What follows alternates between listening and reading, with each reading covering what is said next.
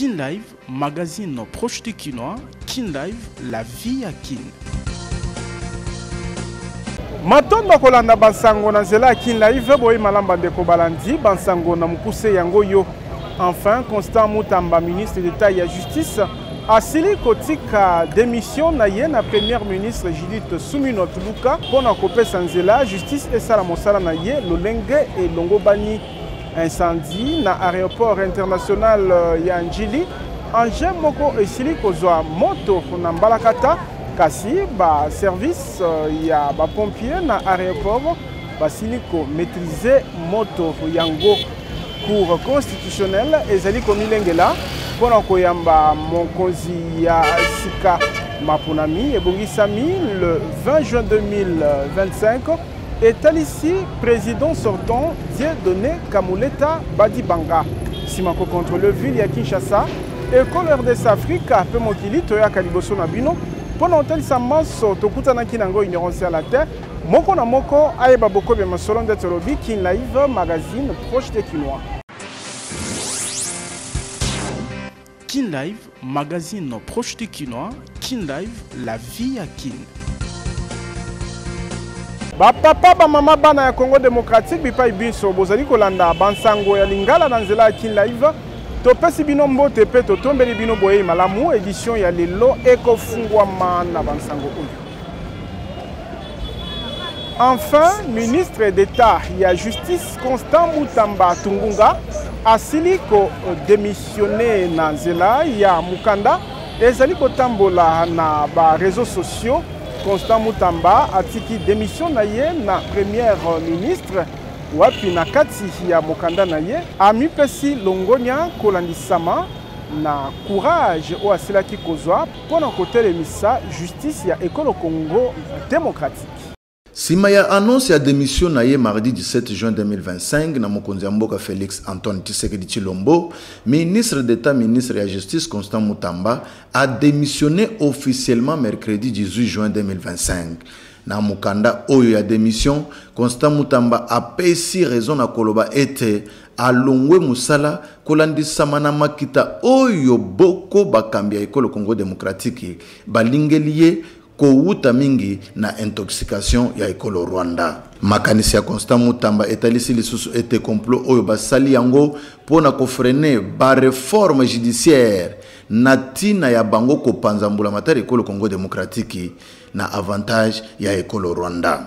Kaka na makanisi na ye akobaki lisusu na koloba ete ba attaque oyo eza kaka po na kombo na yete kasi basali yango pona kozongisa sima élan patriotique na ba effort ya réforme oyo azalaki na yango pona kotombola ekolo Congo démocratique. Tolobi ti bokoyoka. Yambo après sa démission na première ministre Constant Mutamba Tungunga asilaki ko annoncer yango na mokonzi ya mboka Félix Antoine Tshisekedi Tshilombo ezalaki na nzela ya Mukanda oyo akomelaki mokonzi ekolo Félix Tshisekedi. Ndenge ezelabaki Constant Mutamba Tungunga, ministre d'État et de la Justice, a sili ko annoncé démission na ye na mokonzi ya mboka Félix Tshisekedi mardi 17 juin 2025 na nzela ya Mukanda akomeli ye oyo pe akosala na premier ministre Judith Suminwa. Na boye Constant Mutamba atosi mobeko na o etali procédure liboso ya cour ya cassation o esengi 48 heures sima Assemblée nationale kopesa sa autorisation na PG ya cour ya cassation ya kolandela ye. Ministre ya kala ya justice afundami ya koyiba misolo ya mbola matadi 19 millions de dollars américains kati na 29 millions o esengelaki po na misala ya botongi boloko ya kisangani na etoka ya chopo kuto marché yango apesaki na procédure ya gré na lolenge oyo Constant Mutamba asali mbula moko na mutu ya ministère ya justice wuta boponami na ye na gouvernement Suminwa. Buba était procureur général ya cour ya cassation Firmin Vondemambu apekisaki bobimi na mabele ekolo Congo démocratique ministre d'État ya justice Constant Mutamba Tungunga. Firmin Vonde azwaki mokano wana sima Assemblée nationale kopesa ye nzela ya kosambisa ministre ya justice. Tolobi Tibokoyoka. Nalobaki yango na ebandeli incendie na aéroport international ya Njili na Mbalakata engin esili kopela moto na koyoka ba explication ya bakambi ya RVA ezali tracteur oyo eutaki kobenda avion na bozongi na yango na Mbalakata esilaki kopela moto en plein tarmac. Ba service ya ba sapeur pompier ya aéroport international ya Njili baibaki ko maîtriser moto yango na lombangu. Kin Live, magazine proche du Kinois. Kin Live, la vie à Kin. Cour constitutionnelle ezali komilengela pona koyamba mokonzi ya sika mabungisami ya maponami ya mokitani ya Dieudonné Kamuleta ebongisami le 20 juin 2025 ezali yemoko président ya cour constitutionnelle de aibaki kotalisa lolenge maponami ekosalama na mokonzi ya mboka Félix Tshisekedi. Kolandisama na mukanda Dieudonné Kamuleta président sortant ya haute cour akomeli mokonzi ya mboka Félix Antoine Tshisekedi atalisi ete mandat na ye ya yambo ekomi na suka po azalaki investi le 22 juin 2022 elingi koloba ete mibu misatu mikoki yango makoki ezali ya kokende na maponomi po na kopesa nzela na ba 9 juge ya cour constitutionnelle bapona moko kati na bango oyo akoki kokamba juridiction oyo. Maponomi ekosalima vendredi 20 juin 2025 na kotosa article 12 ti 15 ya règlement ya cour constitutionnelle. Likanisi ya mokanda oyo etalisi lisusu ete ata komanda ya Dieudonné Kamuleta esuki akoki lisusu kopesa kombo na ye na ntina koyelela lisusu ebonga. Esengeli koyeba ete kowelela ebonga ya bokambi ya cour constitutionnelle ezali nzela mpe epesameli na mutu nyonso oyo akoki kopostile na séance tenante na bureau ya ad hoc. Mokanda oyo etalisi lisusu ete président ya cour constitutionnelle aponamaka na scrutin uninominal pe secrète. Élection ekouta na majorité absolue ya suffrage oyo ba membre bakopona. Sima ya dépouillement, président ya bureau ad hoc akopesa ba résultat oyo ekozala na procès verbal oyo yemoko atie mokolo to na yeto pe signature elongo na ba secrétaire na scripteur.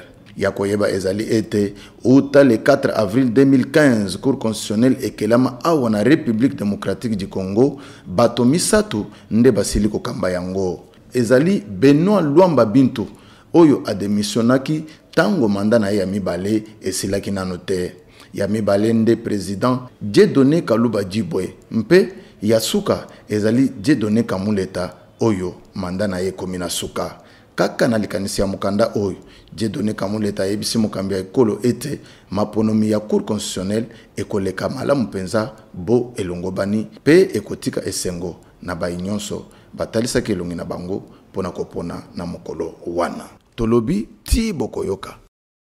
Kolandisama na polémique oyo ezali na bitando pe na ba réseaux sociaux, député national John Banza président ya caucus ya ba député ya Tanganyika asili kondima libunga na bango oyo etindaki mokonzi Assemblée nationale Vital Kamerhe ya ko annoncer kufa ya mutango ya batu ebele na nzela ya massacre na Moba na etuka ya Tanganyika. Il s'agit député national John Banza président lisanga ya ba député ya Tanganyika asalaki mise au point kolandisama na malentendu na nsango mokonzi Assemblée nationale Vital Kamerhe apesaki na plénière ya le 15 juin etali kufa ya bato 314 na territoire ya Moba na etuka ya Tanganyika weekend eleki.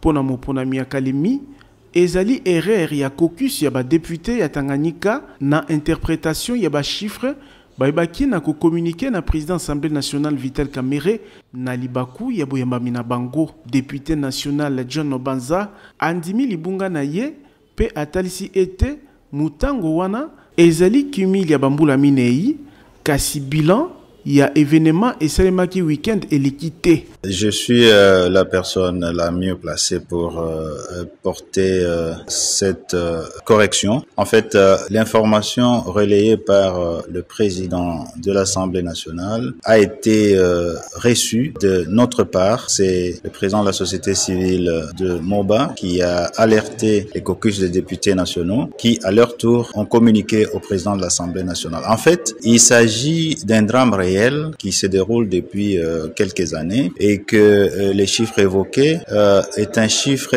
cumulé depuis que les atrocités ont commencé vers les années 2020 jusqu'à aujourd'hui. Donc, il ne s'agit pas d'un massacre d'une seule journée ou de 2 jours ou de 2 semaines. Donc, c'est sur cette période que ces drames s'est produit. Nous devrions apporter cette précision que nous n'avions pas au moment où on a communiqué avec le président. Donc, le président de l'Assemblée nationale n'est pour rien dans cette communication. Donc, il a fait écho de ce que nous lui avons dit. Et le président de la société civile avait omis de nous donner cette précision qui est très importante. Clarification Oyo. Eye kokata bilobele badongolomi sur les réseaux sociaux. Boeba été yambo député national John Banza Asembola, Assemblée nationale ebaki na ko publier communiqué pour na ko rectifier information wana Tolobi Thibaut Koyoka.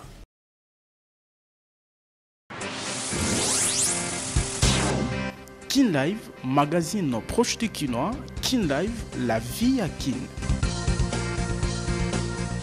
Annoncé na président Assemblée nationale la plénière il y a dimanche, massacre il y a 318 bato etikala ko salamate na territoire ya Moba na Ituka Tanganyika.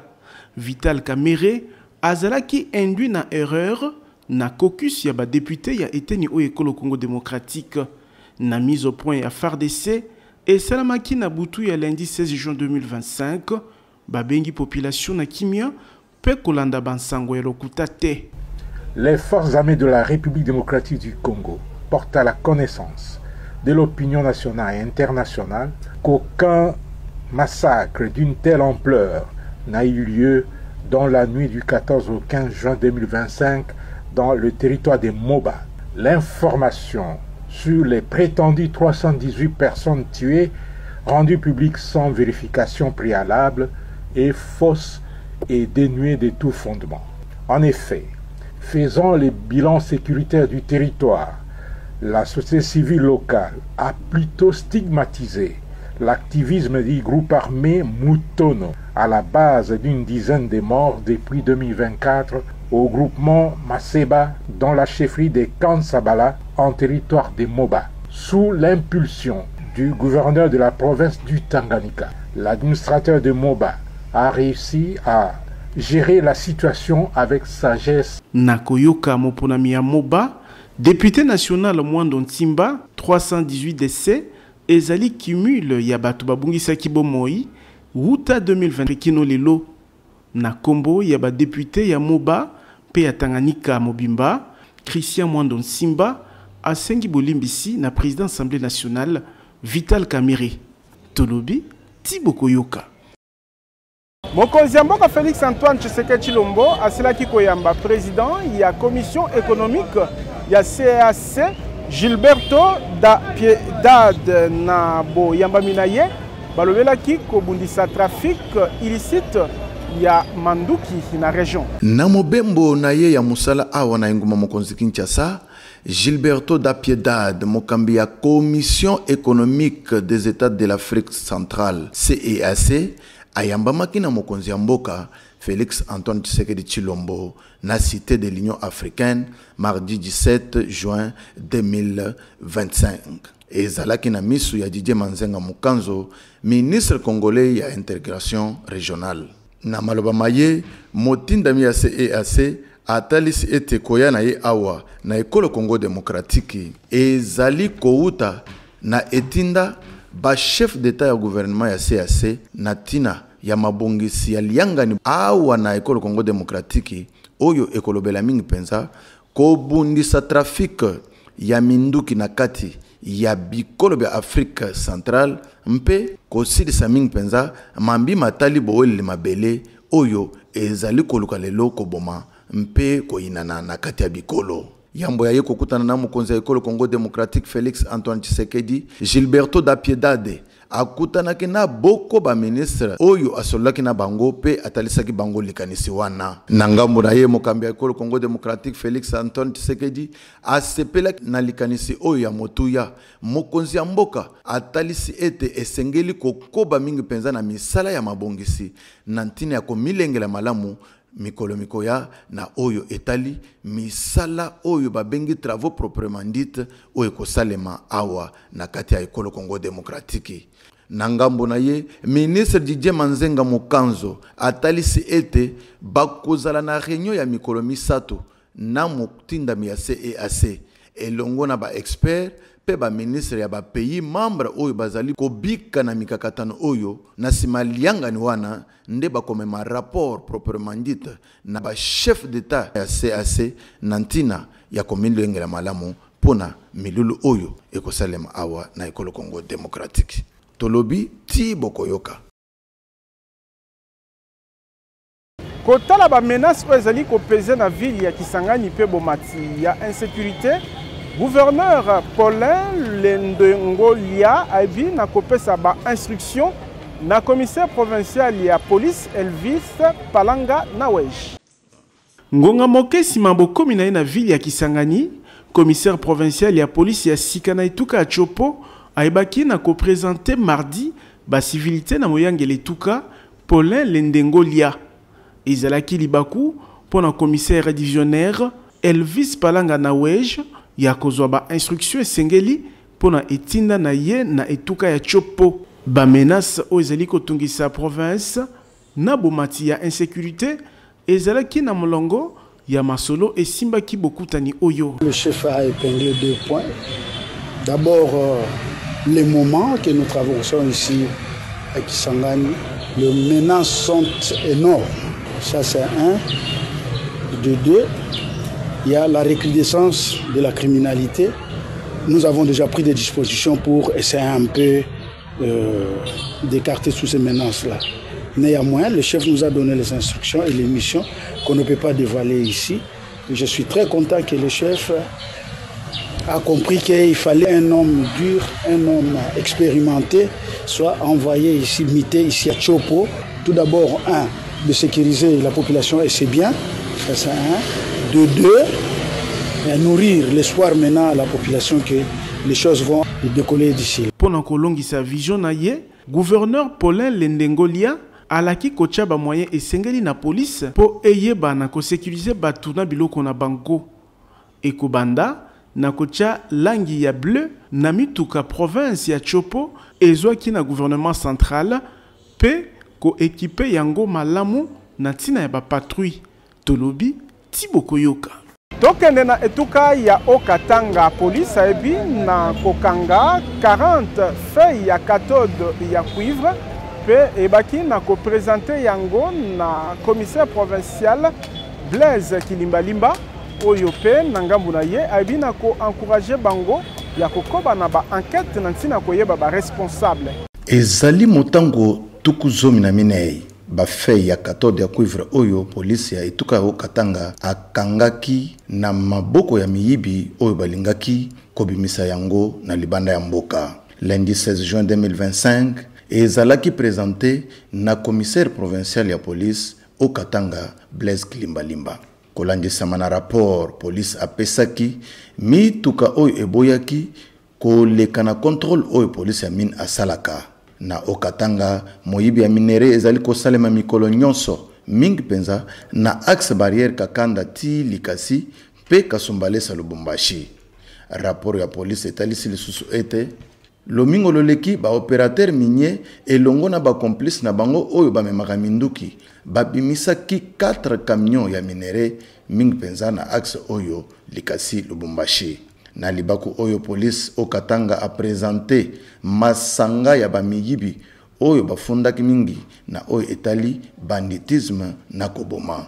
Na esengo ya komona mosala malamu police ya Okatanga salaki, commissaire provincial Blaise Kilimbalimba asengaki continuité ya enquête na ntina ya kokanga baye banso bazali lokola ba responsable mpe kopesa bango na maboko ya justice. Tolobi ti bokoyoka.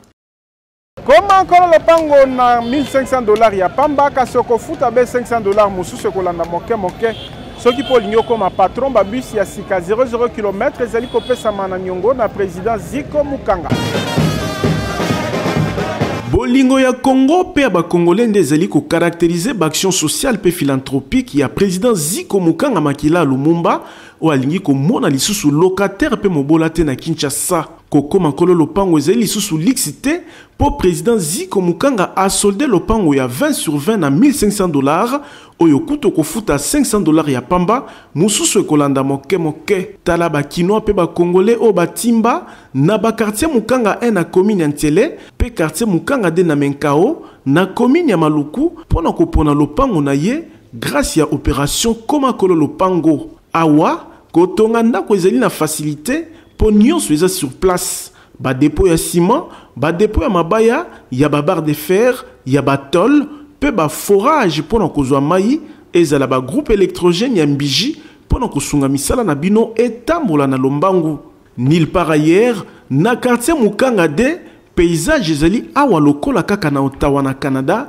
mopepe kitoko mokonzi ya bawewa nyonso ya RDC amemeli bino opération comme patron babus Mercedes force ya sika 00 km ezali kopesa mana $30,000 ya pamba kasi okofuta be $10,000 mususu kolanda moke moke moto ya 2 pneus na $1,300 avance $400 moto ya 3 pneus na $4,500 ya pamba avance $2,000 ozwi moto na yo mususu kofuta moke moke bongo pona ko améliorer social ya population Ziko Mukanga makila Lumumba asali 300 hectares ya bilanga pe ebele ya maziba ya mbisi pona kolesa peuple congolais poisson Ziko Mukanga na moins cher olingi o bénéficier na ba avantage nyonso oyo président ya ANIPTNC apesi bino adresse ezali moko numéro 42 ya avenue Victoire na deuxième niveau ya galerie infra quartier Kauka na commune ya Kalamu Tolobi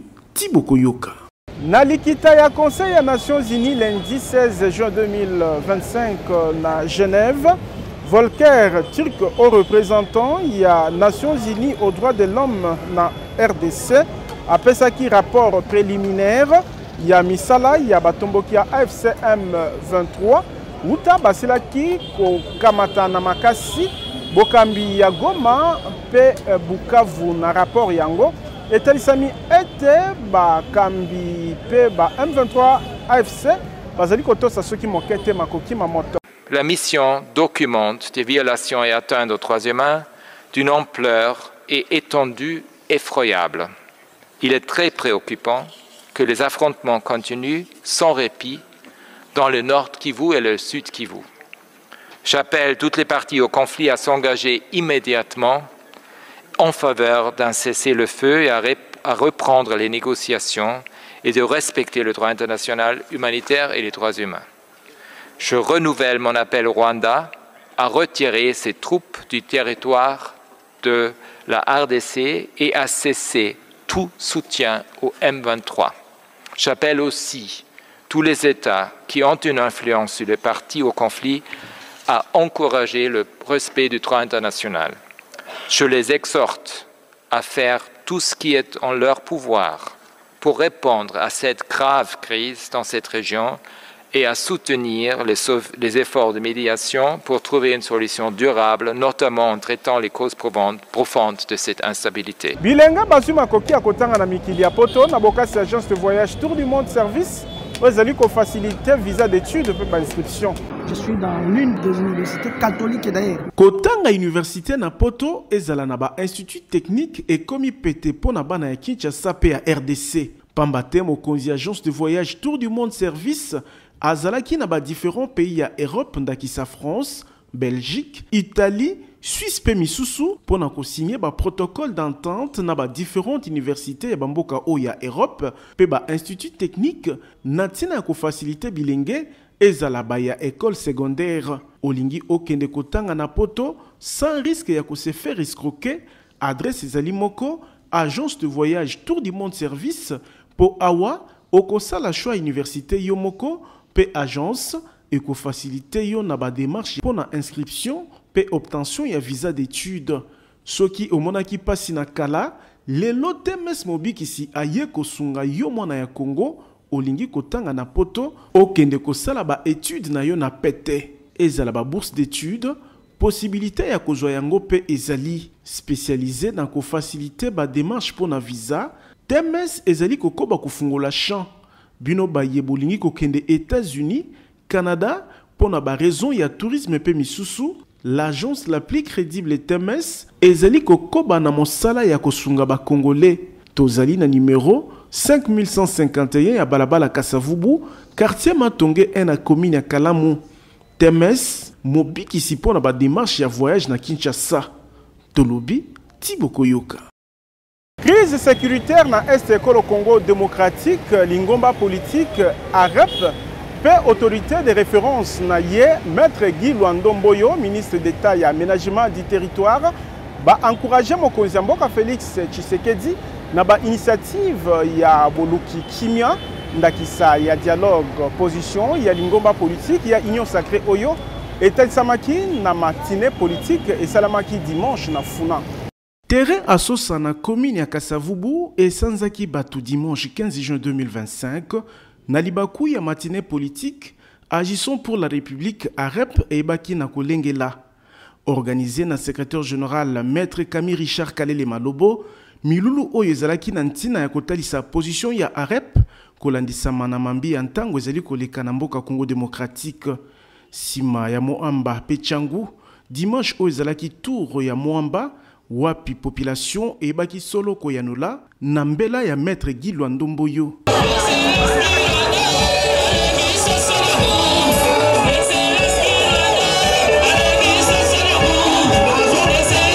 Liboso ya ba haut cadre ba militant pe ba sympathisant autorité ya référence ya AREP ministre d'État ya aménagement du territoire Maître Guy Luandomboyo akumisaki yambo gestionnaire au quotidien ya parti Camille Richard Kalele Malobo pe alobelaki mambi misato ya mutuya akumisaki misala ya mokonzi ya mboka pe ya gouvernement souminois lokola kelasi ya ofele kobota ya ofele programme ya 145 territoires, loi ya aménagement du territoire oyo mbolamata des unes nzela ministère na ye, pe ba effort ya mokonzi ya mboka pona bozongi ya kimia na RDC. Na likambo ya situation sécuritaire na Est, Maître Guy Luando, pe lingomba politique na ye AREP et encourager Félix Antoine Tshisekedi ya ko dialoguer pona bolamu ya population na tina ya kimia, stabilité pe intégrité mabele ya mboka. On a encourager Tata mokonzi ya mboka Félix Antoine Tshisekedi Tshilombo na ba effort azali kosala pona kokotisa kimia na kati ya mboka. Ba effort wana ezali na niveau sous-régional, na niveau régional, na niveau international. Yokaki na États-Unis d'Amérique, yokaki na mboka ya Doha na Qatar. Ba initiative oye kosala ke kimia kota na kati ya Congo biso ya jiso pour la République tozali ko accompagner yango lokuta oye tondi na ba réseaux sociaux bandoki kosala na bango président kutana na Fayulu président na biso eside badongolo miso mitema evimi kotukisa ba Congolais mutu tolingi yango te tolingi kimia pe papa mokonzi ya mboka esika azali ba repien ba repien balobi tena kosolo mais politique oyo kosibisa ba Congolais minduki kotinda Congolais aboma Congolais mususu wana ne toboyi yango na Congo bazwaka pouvoir na mandoki. Au ref ya AREP, Maître Guy Luandomboyo apesaki ba Congolais rendez-vous le 28 juin na terrain Vélodrome ya Kintambo pona kosukisa série ya ba matinée politique o na Kinshasa. Tolobi Tiboko Yoka.